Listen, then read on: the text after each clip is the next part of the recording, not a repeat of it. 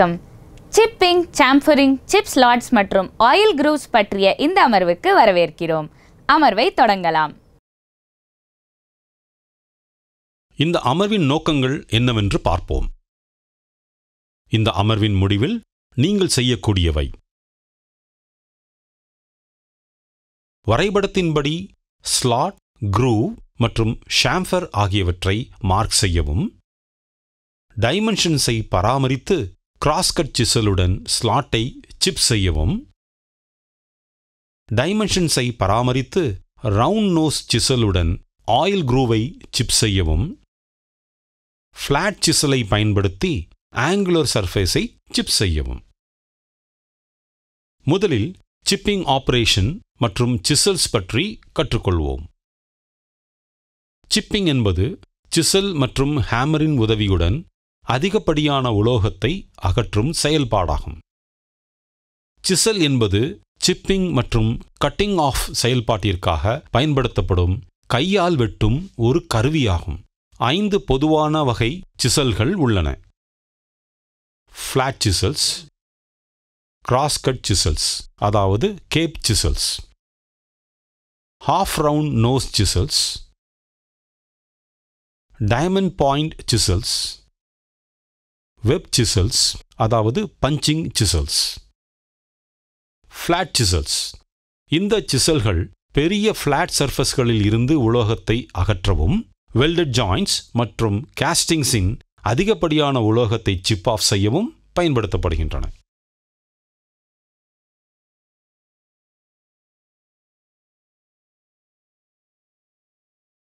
Cross cut அல்லது gap chisels: இந்த சிசல்கள் கீவேஸ், grooves மற்றும் ஸ்லாட்ஸ் ஆகியவற்றை வெட்டுவதற்கு பயன்படுத்தப்படுகின்றன.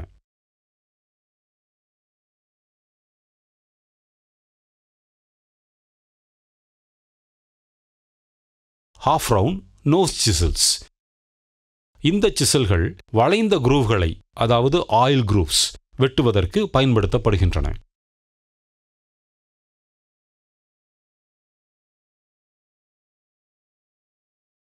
டைமண்ட் பாயிண்ட் சிசல்ஸ்: இந்த சிசல்கள் மூலைகளிலும் ஜாயிண்ட்களிலும் மெட்டீரியல்களை ஸ்கொயரிங் செய்வதற்கு பயன்படுத்தப்படுகின்றன.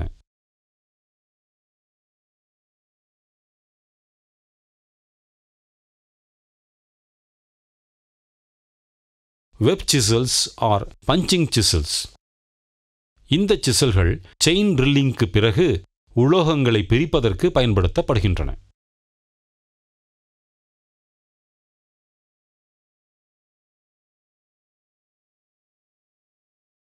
ஸ்லாட்ஸ், ஆயில் grooves மற்றும் ஆங்குலர் சர்ஃபேசஸ் ஆகியவற்றை சிப்பிங் செய்வதற்கான செயல்முறையை கற்றுக்கொள்வோம். இந்த பயிற்சிக்கு தேவையான டூல்ஸ்கள்: steel rule, try square, hacksaw frame with blade, divider, vernier caliper, marking media, different grades and sizes of files, surface table, vernier height gauge, angle plate, dot punch and center punch, ball peen hammer, anvil, depth gauge, flat chisel, crosscut chisel, diamond chisel, half round chisel. Steel ரூலை பயன்படுத்தி work பீஸின் அளவை சரிபார்க்கவும். Bastard ஃபைலை பயன்படுத்தி எல்லா 6 ஃபேஸ்களையும் file செய்யவும்.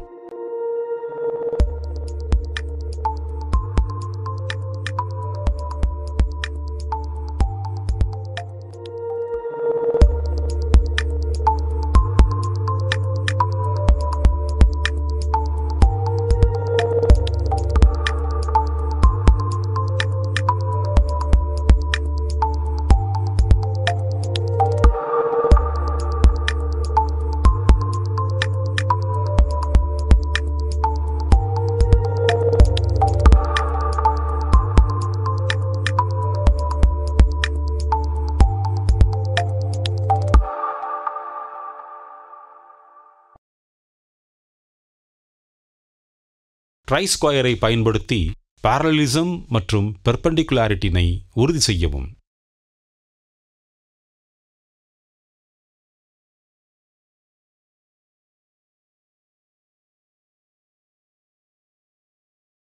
Marking மீடியாவை தடவவும். Angle பிளேட்டின் உதவியுடன் சர்ஃபஸ் டேபிளில் வெர்னியர் ஹைட் கேஜை பயன்படுத்தி 70 mm x 48 mm அளவை மார்க் செய்யவும். ஆன்வில் மீது டாட் பஞ்ச் மற்றும் பால் பின் ஹேமரை பயன்படுத்தி ஒர்க் பீஸில் விட்னஸ் மார்க் செய்யவும். வெவ்வேறு கிரேட்ஸ் உடைய ஃபைல்ஸை பயன்படுத்தி தேவையான அளவுக்கு ஃபைல் செய்து ஃபினிஷ் செய்யவும். ட்ரை ஸ்கொயரை பயன்படுத்தி parallelism மற்றும் பெர்பெண்டிகுலாரிட்டினை உறுதி செய்யவும்.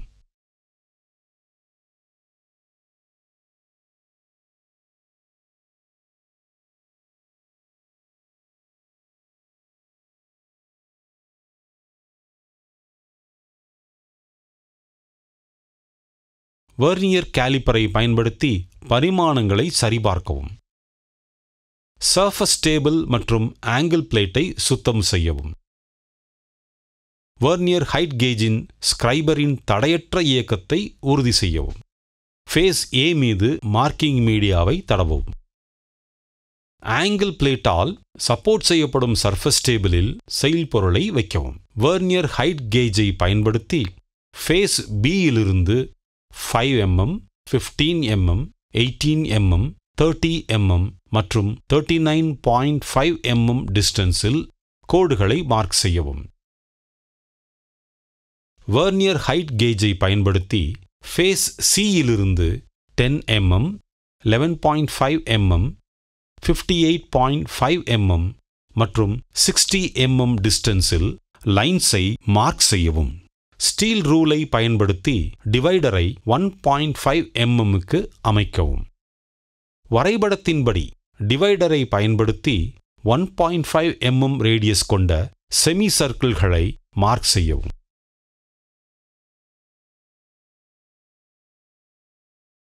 ஒரு ஆன்வில் மீது டாட் பஞ்ச் மற்றும் பால் பீன் ஹேமரை பயன்படுத்தி வரைபடத்தின்படி ஃபேஸ் C-யில் விட்னஸ் மார்க் செய்யவும். ஃபேஸ் C மீது மார்க்கிங் மீடியாவை தடவவும்.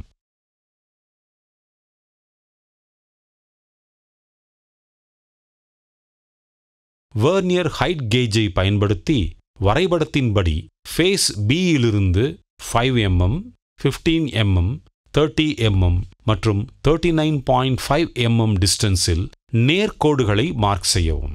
வெர்னியர் ஹைட் கேஜை பயன்படுத்தி ஃபேஸ் A இலிருந்து 5 mm டிஸ்டன்ஸில் ஒரு கோடு மார்க் செய்யவும். ஸ்கிரைபர் மற்றும் ஸ்டீல் ரூலை பயன்படுத்தி வரைபடத்தின்படி 45 டிகிரி ஆங்கிளில் ஒரு கோடு மார்க் செய்யவும். ஒரு ஆன்வில் மீது டாட் பஞ்ச் மற்றும் பால் பீன் ஹேமரை பயன்படுத்தி வரைபடத்தின்படி ஃபேஸ் C-யில் விட்னஸ் மார்க் செய்யவும். பெஞ்ச் வைஸில் ஹாக்ஸா பிளேட் மற்றும் ஃப்ரேமை பயன்படுத்தி ஸ்லாட்டை 5 mm ஆழத்திற்கு வெட்டவும். மஷ்ரூம் ஃப்ரீ சிசலை தேர்ந்தெடுத்து நன்கு பொருத்தப்பட்ட கைப்பிடி கொண்ட ஹேமரை தேர்ந்தெடுக்கவும்.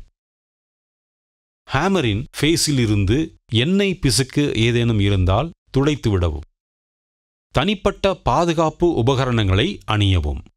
சிசலின் வெட்டும் விளிம்பை இடையிடையே கூலிங் செய்வதற்கு லூப்ரிகேட்டிங் எண்ணெயில் நனைத்த ஒரு கந்தல் துணியை தயாராக வைத்திருக்கவும். பெஞ்ச் வைஸில் பனிப்பொருளை உறுதியாக பிடித்திருக்கவும்.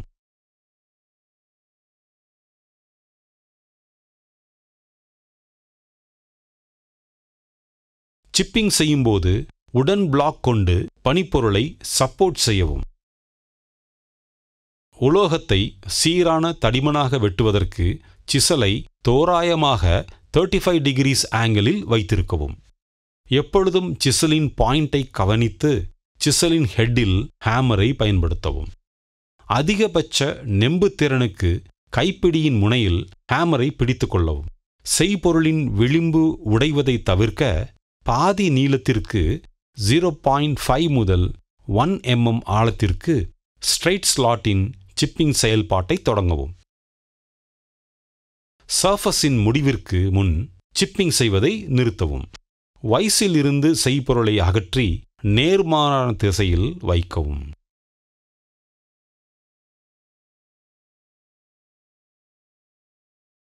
மறுமுனையில் இருந்து ஒர்க் பீஸ் மற்றும் சிப் ஆகியவற்றை நேர்மாறாக மாற்றவும். இந்த செயல்முறையின் போது வெப்பத்தை அகற்ற சிசலின் வெட்டும் விளிம்பை அடிக்கடி எண்ணெயில் தோய்க்கவும்.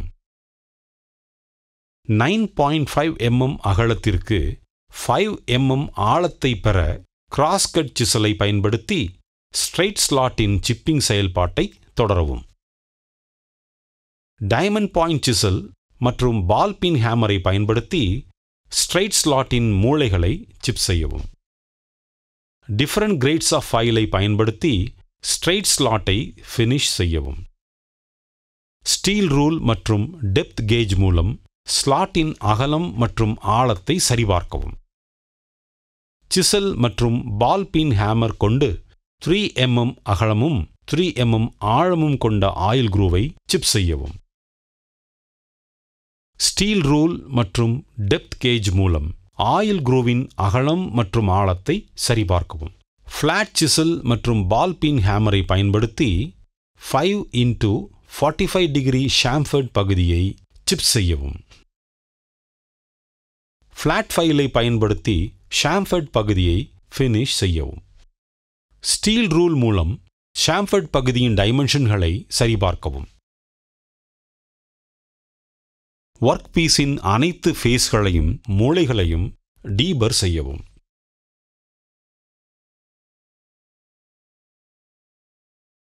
ஆயிலை தடவி மதிப்பீட்டிற்காக பாதுகாக்கவும்.